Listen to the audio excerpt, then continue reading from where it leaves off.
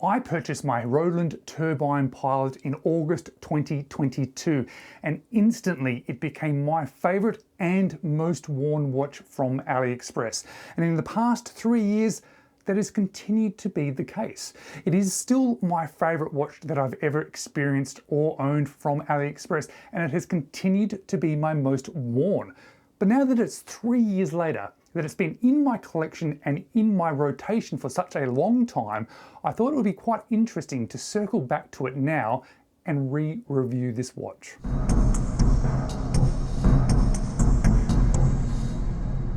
Hello, you're watching James. My name's James, you're watching me, and I am talking about watches, and it is absolutely true that the Hruodland Turbine Pilot is my favourite watch that I've ever purchased from Aliexpress. It is the one that I recommend most from Aliexpress, but I'm not really going to talk much more about Aliexpress for this watch because it has gone beyond that for me.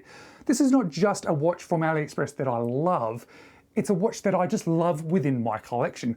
I wear this one a lot, and I've been wearing this one a lot for 3 years. However, of course, I did buy this one from Aliexpress originally, so I'm going to leave one of those affiliate links to the store that currently has the best price and the best reviews of the store on Aliexpress. And when you look at that store in particular, the one that I've chosen to create a link for, you'll see this watch is priced around 200 Australian dollars.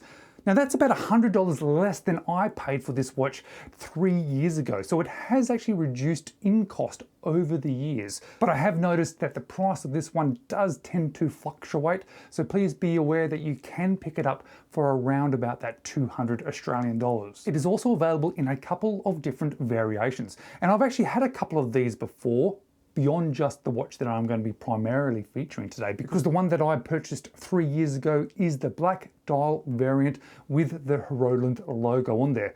But you can get this one with or without the logo, or you can also get a blue sunburst dial, which I have actually owned and had in hand.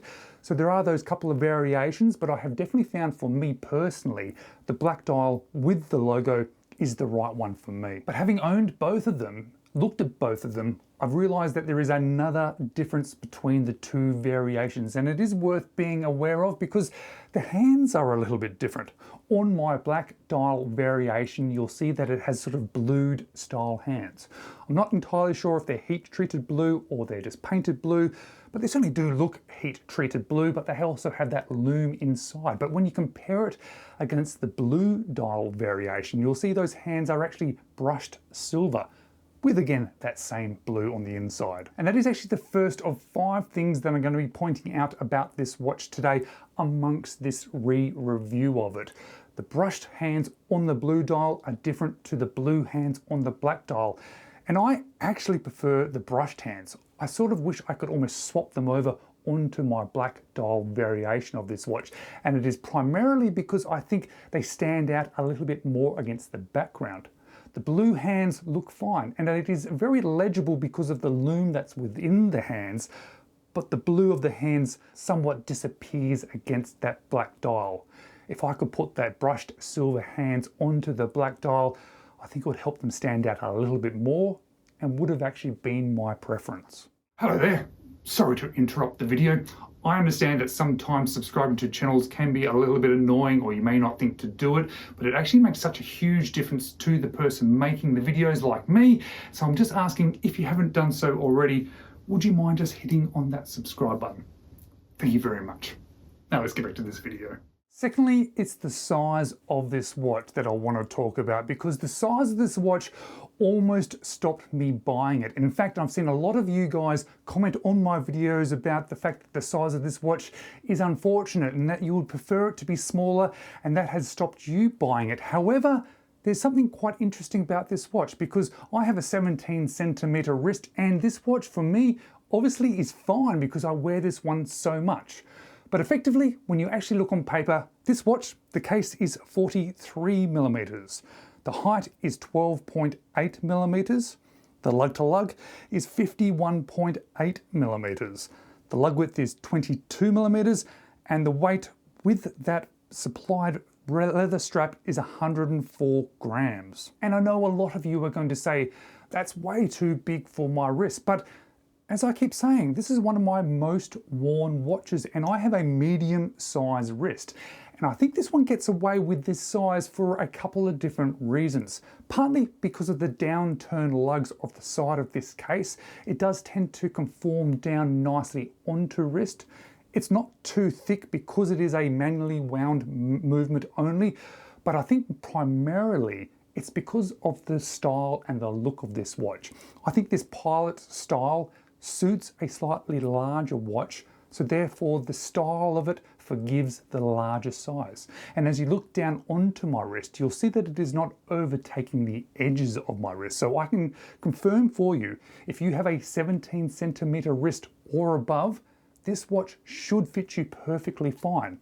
It then more becomes about your own perception about what size watch you prefer to have on wrist. But of course, it's not the size of this watch that has kept this watch in my collection, that has kept me wearing it so often, that has kept me coming back to it and wearing it over the top of other watches that are in my collection.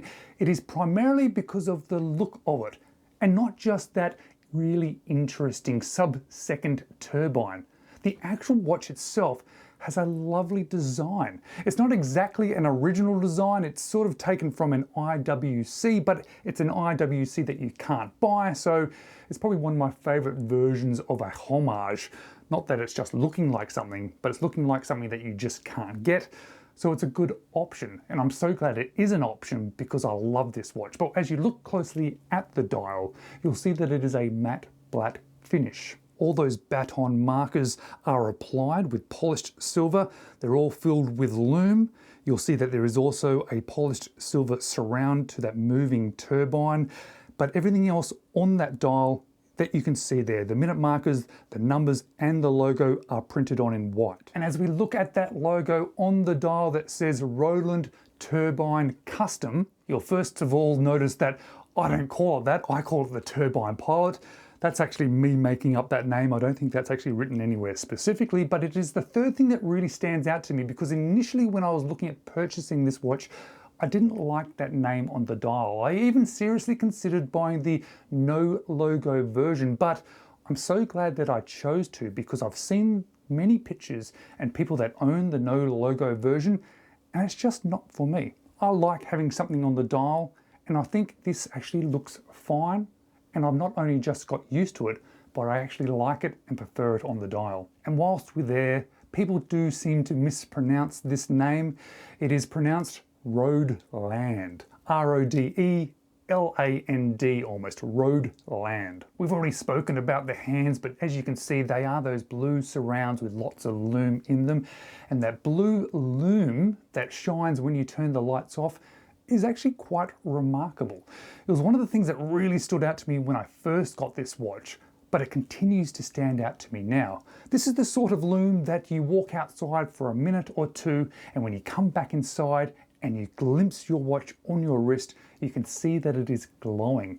It is that extra fun lume that works very well, that is very legible, but it is also very strong. And of course there is the feature of this watch, that turbine down at the 6 o'clock. And of course that is effectively the second hand, and it is a second hand that you can actually use because there is a small red dot if you are particularly trying to actually count seconds. And it is something that I've always been a little bit unsure about what it is made of, because I've always said that it looks like a piece of steel, but I just assumed that it isn't. But recently I found out that it is actually made of steel. That is why the quality of it looks so good, the finishing of it looks so good. Even when you look under macro photography of it, it shows that it is made very well. It is impressive the quality of this turbine, and that then is reflected with the rest of this watch too, which is one of the other reasons why I love this one so much, because it really is well made. All of that is covered by a double domed sapphire crystal, and I'm pretty sure there's some AR coating because I've never had any legibility issues with this one. And that leads out to a polished bezel, down to a brushed top of the case, a polished chamfer edge, brushed to the side, and you can see again how there is that downturn feature to the case. This is one of my favorite features of cases and bezels if companies choose to do it using that combination of brushing and polishing.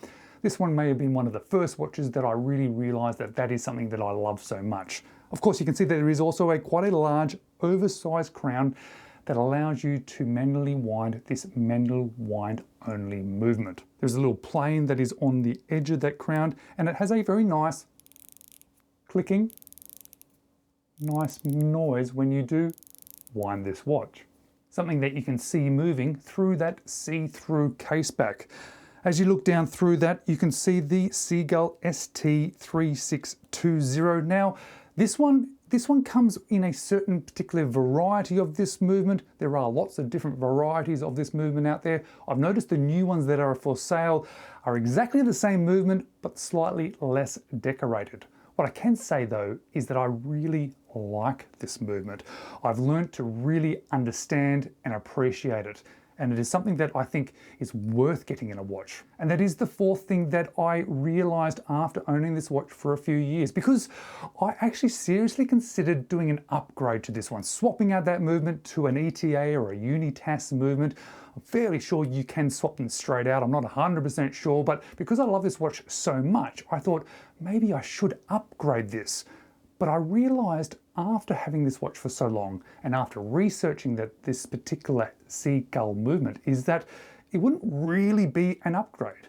Yes, I might then be able to say it is a Swiss movement, but I've come to really appreciate this Seagull movement and I have no interest now of swapping it out. Now let's talk about this pilot style dark brown leather strap. A strap that I clearly remember when I unpackaged this watch thinking that possibly it was plastic or that there was something wrong with it because it was so stiff. I think I even said in the first video that I made about this one that it was a cheap, bad strap, and I could not have been more wrong. This is a solid piece of leather.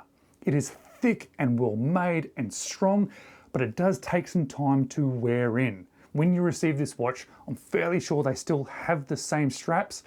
You just need to give it some time. I remember it took me a couple of months of wearing it and also moving it and manipulating this strap to get that contour around my wrist, and it has then become one of my favorite straps in my collection. But then that leads me down to the last thing, the fifth thing that I was talking about that has stood out to me, and you'll notice that on my watch that it has not got the same or the original clasp that the watch came with. The clasp that it came with was perfectly fine. There was nothing wrong with it, but because I love this watch so much, because I wear this watch so much, I wanted to improve it a little bit, and I ended up buying this deployant clasp on Aliexpress. I'll leave a link to the description of it if you particularly want to buy it. I know a lot of people have asked about it, but the one that is on it now is not actually the original.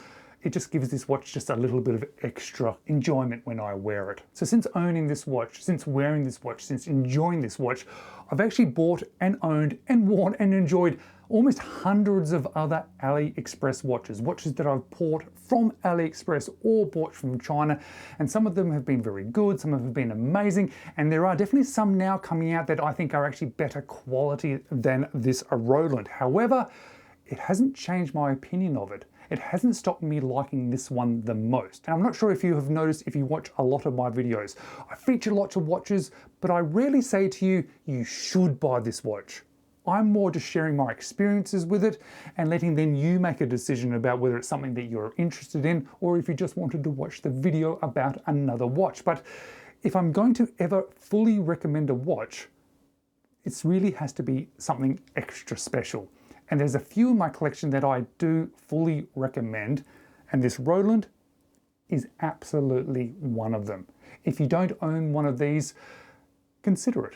If it's something that you like the design of and you think is okay on your wrist size, and I understand it still needs to be a design that you enjoy or that you like, but if you do like the design of it, I 100% recommend this one. Thank you so much for watching. Here's a couple of other videos you might want to watch next.